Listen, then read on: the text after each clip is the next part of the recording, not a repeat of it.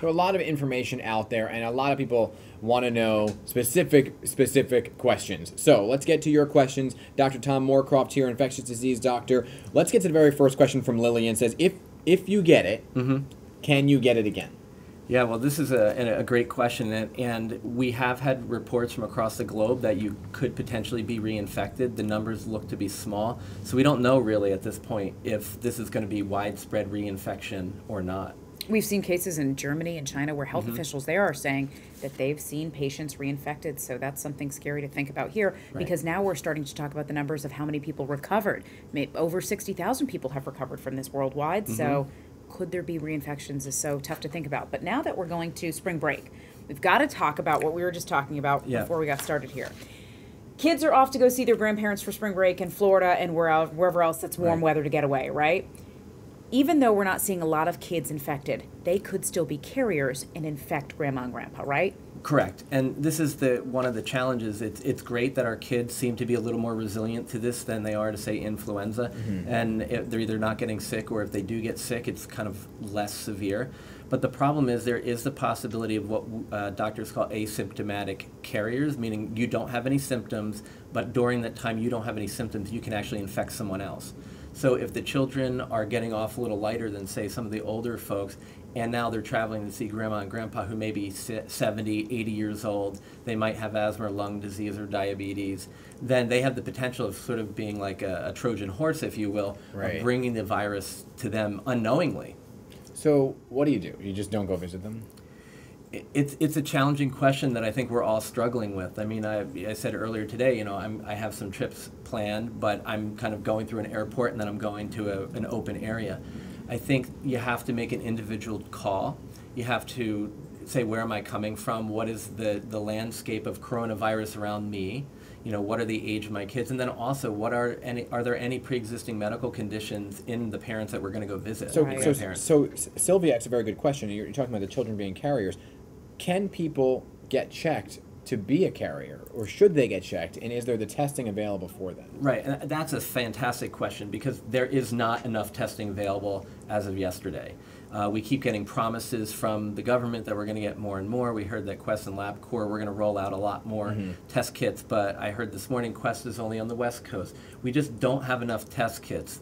The WHO has a lot more availability, but we're using our own tests. So that's one of the biggest problems is right now, if you think you may have the coronavirus, the best thing to do is to stay home and call your doctor or your urgent care and have them coach you through it. Because in a perfect world, everybody who thought they had symptoms could get checked for coronavirus as well as influenza A and B and anything else the doctor thought you should be checked for. And once we tested all the people who are actually symptomatic, then we could consider looking for maybe asymptomatic carriers. But it's just not really plausible at this time. We keep reporting that the numbers are about to explode because the governor is saying, look, we have 100 XYZ people in New York State, but not everyone's getting tested and the tests aren't available. So once more people are tested, we're going to find a whole lot more people infected. Right, and we've been talking all morning about not being panicked. Well, as soon as we just get enough testing to test more people, you're going to see that number fly, and it's really going to go up, and that could lead to more panic.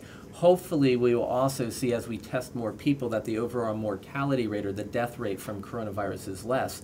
The other thing we have to be clear on, though, is the virus is rapidly spreading. I mean, like the WHO said, this is not a test. I mean, this is a worldwide pandemic, and the problem with that is a lot of the increases are going to be because of test availability, but they're also going to be because the virus is actually spreading. So there are a lot of people that are commenting and questioning right now. We have a large number of people. First off, I just want to address some people that say that the media is creating a panic.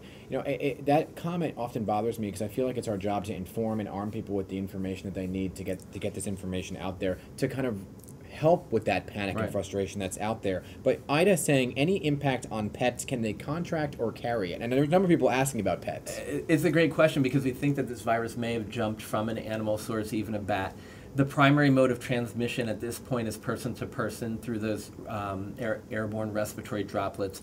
We're not really seeing cases of like people giving it to their pet and then the pet giving it to grandma or anything like that at the moment. But I'd like to comment a moment just about that too, because as a physician who tries to keep people to not panic, one of the things I'm seeing is like back in January I did an interview and I said, don't panic yet. but stay informed.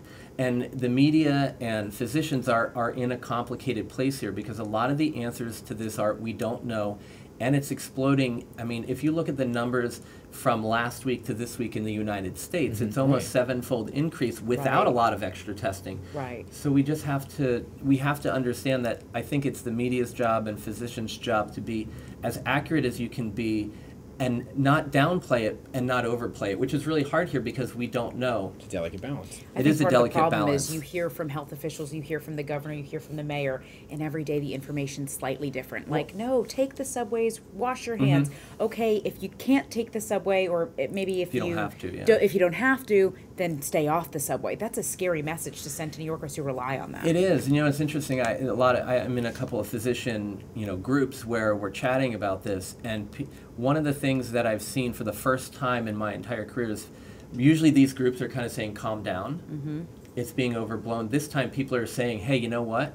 I think people are overcompensating the other way, and we have to take the seriousness. Like me, I'm always this. touching my face, and I'm more cognizant of how many times I touch my face. And I think we hear a lot of these people that are self-quarantining just as a precaution, right? So Susan asks a very good question. Probably not necessary. So Susan's asking a very good question. If someone has a cough, should they stay home out of an abundance of caution? They have no fever, they have no pre-existing conditions. Right. So if we do have a cough, that's a good time to do what we call social distancing, which is stay at least 6 feet away from other people, and self-quarantine and stay away from mass gathering. Self-quarantining may be indicated if you have to go out. That's the person who should be wearing the mask, because if you can prevent someone else from getting coronavirus or influenza from you.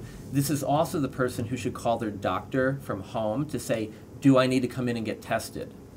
There are a few people on here getting personal, saying if I have a compromised lung, if I have asthma. Can we just go over all the pre-existing conditions that could be more prone to getting coronavirus? Right, and this is primarily a lower respiratory infection, so in the lungs. So people with asthma, a single lung for whatever reason, other things like emphysema or chronic obstructive pulmonary disease, often known as COPD. These are people who are going to want to be looking out more. Certainly diabetes and uncontrolled diabetes, you would expect to put them at a higher risk, as well as heart disease. A lot of people are asking as well, and we've heard this question from last week into this week, and it's still, as the temperatures get warmer, will that have an impact on the spread of this? And it goes back to, say, H1N1. Now I covered that, right, where we saw an in the beginning, and then it disappeared during the summer, and then it came back strong in the fall. Right.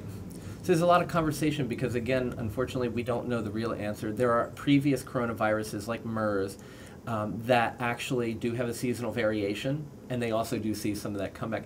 There's been some discussion of whether we're going to have the northern hemisphere break in the summer, but then the southern hemisphere, as they go into winter, get it, and then have a resurgence in the fall. Right. So epidemiologists, researchers, and doctors are really looking at this closely, and it's one of these things that we'll have to keep an eye on. Can you just talk about the difference of coronavirus? We talk about Ebola, SARS, H1N1. Right. Why is coronavirus so alarming? Well, it's alarming, I think, for three main reasons. And one is, it's brand new and it is blowing up. And so that's scary to anybody because it's rapidly moving. We don't know a lot about how to treat it. There are some tests being done. We're looking at vaccines. There's some antivirals being checked, but we don't even know what to do for people other than support them. Ebola has there's the mortality rate is variable, but it comes in at about 50%. And like the Middle Eastern Respiratory Syndrome comes in around 35%, with SARS being 10 to 15%. This is looking more like 1 to 3.5%, which is better, but again, it's still going to be 10 to 30 times more than the seasonal flu. So Denise was asking a question, right? The subways get wiped down once every 72 hours. We're wiping down our keyboards and doorknobs and everything else. How long does it live on a surface? And this is something that we've heard the governor say one number, the mayor say a number, the president say another. Right. I'm glad I missed all three of them saying that number because the answer is that most estimates are from a few hours upwards of 48 hours. Oh, really? Yeah. Upwards of 48 hours. Right, 2 days. So most people are saying it's going to be a few hours to 12 hours, but there are some estimates upwards of 2 days. Typically, the thing is, you think about it, though, like if I were to cough, it's just like if I dropped spilled some water on the table. As it dries up, it's less of a problem. I'm less likely to wipe my hand and then play with my face like you and I do a lot. Yeah. Right? So after it dries, it's less of a problem. The longer it's dry, the less it's a problem.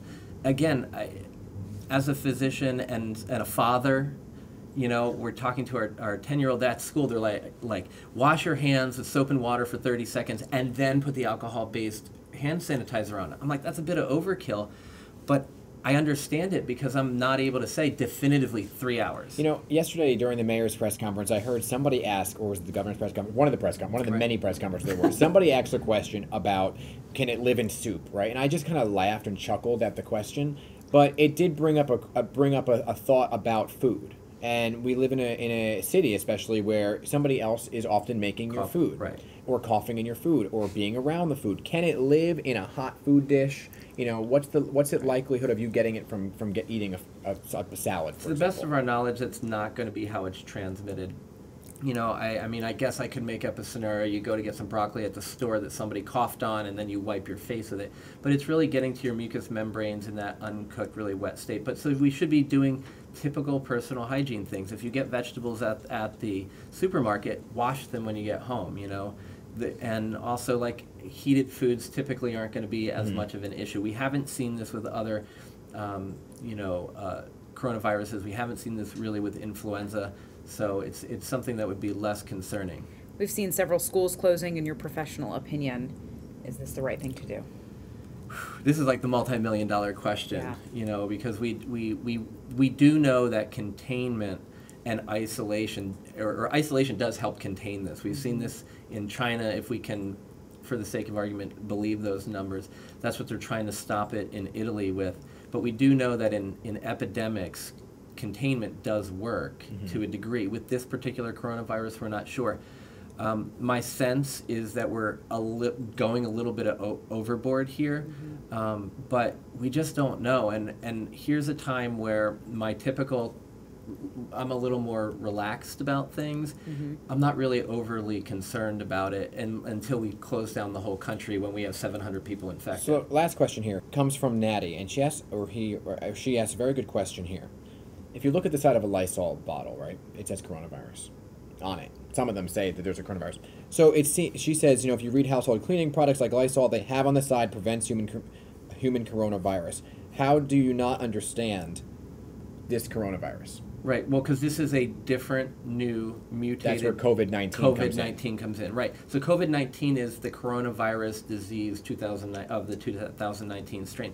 This is a different, and the reason I always say novel, it just means new. This is a new coronavirus that has never been seen before in people. And we've seen this before with SARS and MERS. These are emerging different coronaviruses. They're not the ones we're used to, and that mutation makes it completely different. Well, it's sort of similar to the flu in the sense of it's a different strain every year, and they work on the vaccine, but the vaccine may only be 5% effective on the current strain. Right. So coronavirus is just something we haven't seen, or at least this COVID-19 is something we haven't seen.